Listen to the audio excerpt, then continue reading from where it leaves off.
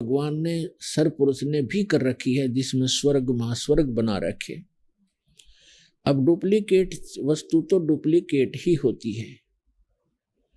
इतना अंतर समझो, जैसे एक बूरा कोट रखी हो, बूरा चीनी से बूरा बना रखी हो, एक थैली में बूरा रखी हो या कटोरे में, और दूसरे कटोरे में नमक रखा हो। अब दोनों देखने में एक जैसे हैं, लेकिन उनके टेस्ट में बहुत अंतर है। तो सतलोक तो समझो बुरा है, और यहाँ के जो काल ने बनाए हुए स्वर्ग महास्वर्ग ब्रह्मलोक आदि जितने भी स्थान हैं, ये नमक है। और नमक की बोरी के अंदर, नमक के थैले में कोई चींटी चढ़ जाती है या कीड़ा होता है, वो उस नमक के टेस्ट से ही परिचित होता है, उसी के स्वाद से परिचित है। और उसको कोई ये कहता है कि ये बुरा है तो बुरा ही मान लेता है, क्योंकि जहां भी वो जाता है उसको वही टेस्ट मिलता है। और जो बूरा के कटोरे में, बूरा के थैले में, चीनी के थैले में जो होगा, उसको पता चलेगा फिर टेस्ट क्या है। क्योंकि डुप्लीकेट और ओरिजिनल जो लोक, सतलोक और ये स्वर्ग लोक हैं, ये मिलते जुलते हैं। यहां भी चार मुक्तियां हैं, ये नासवान है। सतलोक की जो चारों मुक्ति वो सदा रहने वाली है, इनसे अधिक सुख है। तो इस प्रकार हमने अभी तक ज्ञान था नहीं, और उस यथार्थ ज्ञान को बताने के लिए स्वयं परमेश्वर आते हैं, क्योंकि परमात्मा ही सर्व है, सर्वम है।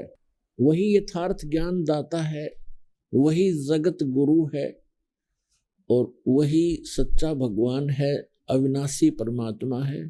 वही हमारा सच्चा साथी है, वही हमारा पिता है, वही हमारा बंधु है, और वही हमारा माता और पिता है। इसलिए परमात्मा को कहा जाता है, तुमेव माता च पिता तुमेव बंधु च सखा तुमेव विद्या च द्रविणम तुमेव सर्व मम देव देव।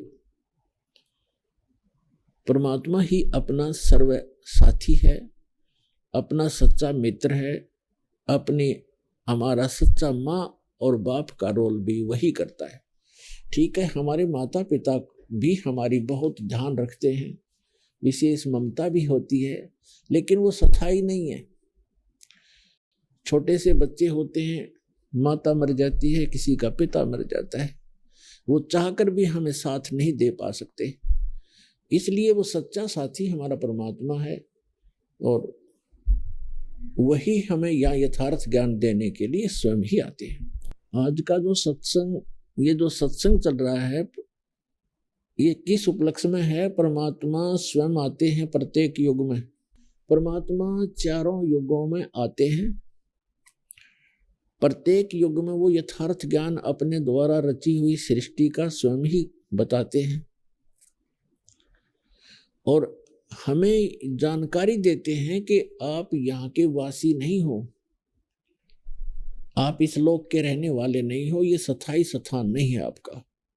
जिन कोठी और बंगलों को, जिस देश या मोहल्ले को, गांव को आप अपना मानते हो, ये आपका नहीं है। मृत्यु के उपरांत ना जाने कहाँ आपका पुनर्जन्म होगा, किसी पशु रूप में या पक्षी रूप में, मानव रूप में होगे तो हो सकता है आपका दूसरे देशों में जन्म हो जाए, क्योंकि आपके पूर्व के संस्कार एक दूसरे से मिलते जुलते हैं, रले मिले हैं, जिस कारण से आपका स्थायी स्थान नहीं है। इसके विषय में परमात्मा से परिचित महापुरुषों ने कहा है। आदरणीय गरीबदास साहिब जी कहते हैं,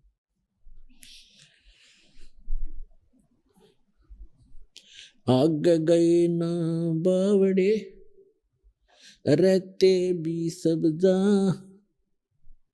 बिन साहेब की बंदगी कहीं ठोड़ ठिकाना ना। जो पहले चले गए, उन्होंने तो अपनी स्थिति बताई नहीं, उनके साथ क्या बना, आगे जाके उनके साथ क्या बीती। और जो शेष बचे हैं वो भी चले जाएंगे ऐसे ही बारी बारी। और गरीबदास जी महाराज कहते हैं, बिन साहेब की बंदगी,